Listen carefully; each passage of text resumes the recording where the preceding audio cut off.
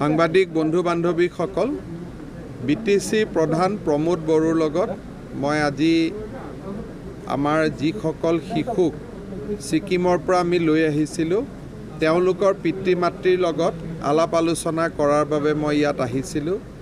কি কাৰণত তেওঁলোকে শিশুকেইটাক ঘৰৰ পৰা যাব দিছিলে বা কি প্ৰলোভনৰ তেওঁলোক শিকাৰ হৈছিলে গোটেই কথাখিনি দেউতাক মাকসকলৰ লগত মই আলাপ আলোচনা কৰিলোঁ এটা কথা স্পষ্ট যে ভূটানত লকডাউন হৈ থকাৰ কাৰণে এই গোটেই গাঁওকেইখন ভূটানৰ ওপৰত বহুত ডিপেণ্ডেণ্ট আছিলে তাৰ কাৰণে আৰ্থিক দুৰৱস্থাত তেওঁলোকে ভুগি আছিলে আৰু তাৰ সুবিধা লৈয়ে কৃষ্ণা যোগীয়ে এই সন্তানকেইটাক ছিকিমলৈকে লৈ গৈছিলে এই 42টা সন্তানৰ গোটেইকেইজনৰ পিতৃ মাতৃক আমি তৎকালীনভাৱে অৰুণোদয় আঁচনি আমি দিয়াৰ বাবে সিদ্ধান্ত লৈছোঁ দ্বিতীয়তে সেই গোটেই গাঁওখনৰ ইকনমিক অৱস্থাটো কেনেকৈ ভাল কৰিব পাৰি তাৰ কাৰণে মই জিলা উপায়ুক্ত আৰু BTCক অনুৰোধ কৰিছোঁ যে এটা ইকনমিক এক্টিভিটি আমি কেনেকুৱা কৰিব পাৰোঁ তাতে গাই গৰু পালন কৰিব পাৰোঁ স্কিলৰ ট্ৰেইনিং কৰিব পাৰোঁ বা আন কি কৰিব পাৰোঁ তাৰ বিষয়ে মই এটা প্ৰজেক্ট 15 আগষ্টৰ আগতে দিব তেওঁলোকক কৈছোঁ আৰু সন্তানকেইটাক আমি বিভিন্ন চাইল্ড কেয়াৰ হোমত বৰ্তমান আমি ৰাখিম আৰু তাৰ পিছত লাহে লাহে দেউতাক মাকৰ লগত আলাপ আলোচনা কৰি আমি ভৱিষ্যতৰ সিদ্ধান্তবোৰ গ্ৰহণ কৰিম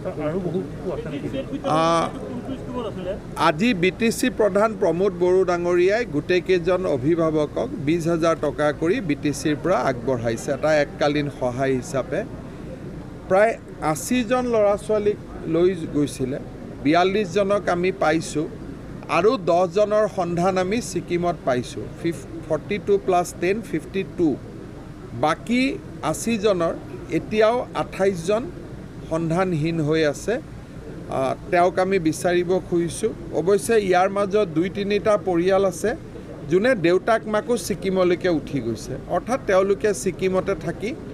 যি নহওক দেউতাক মাকৰ লগত থাকিলে আমাৰ ক'বলগীয়া একো কথা নাই গতিকে 2-এটা পৰিয়াল তেনেকুৱাও আছে আজি আপোনালোকে জানে যে আজিৰ দিনটো হ'ল এণ্টি হিউমেন ট্ৰেফিকিং ডে গতিকে আজিৰ দিনটোতে আমি সকলো অসমবাসী ৰাইজক অনুৰোধ কৰিছোঁ যাতে এই ধৰণৰ য'ত যি ঘটনা হৈ আছে আপোনালোকে যাতে চৰকাৰক খবৰ দিয়ে আৰু আমি যাতে উপযুক্ত ব্যৱস্থা লৈ আমাৰ ছোৱালী আমাৰ সন্তান কোনো যাতে হিউমেন ট্ৰেফিকিঙৰ শিকাৰ নহয় তাৰ বাবে মই অনুৰোধ জনাম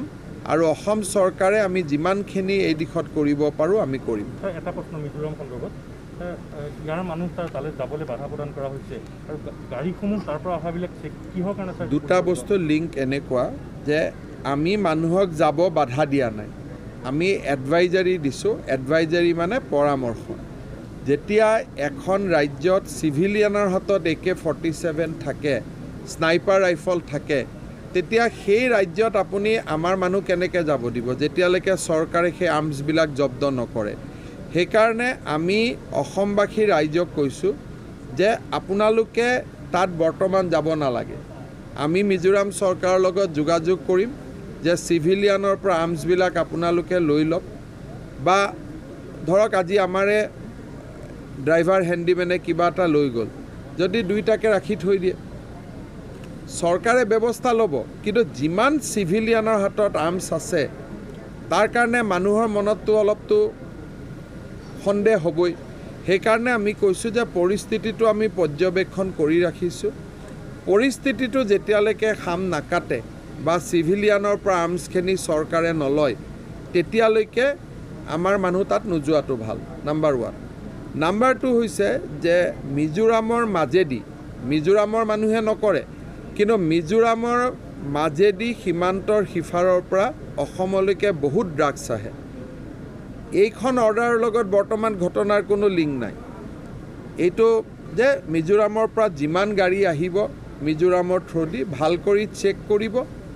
কৰাৰ পিছত যদি আপোনালোকে একো বস্তু নাপায় সসন্মানে এৰি দিব এইটোৱে নিৰ্দেশ আমি ডেফিনেটলি নটিচ চাৰ্ভ কৰিম তেওঁক যে আপোনালোকে আহি পেলাই আপুনি ইনভেষ্টিগেশ্যনৰ বাবে থানাত আপুনি আহি হাজিৰ হওক গতিকে CID টিমটোৱে MP গৰাকীক লগ কৰি নটিচ দিব। এটা গেলাৰী বনোৱাৰ কথাও কৈছে পুলিচে। গেলাৰী বনোৱা হৈছে, যিখিনি চিভিলিয়ানৰ হাতত আৰ্মছ আছিলে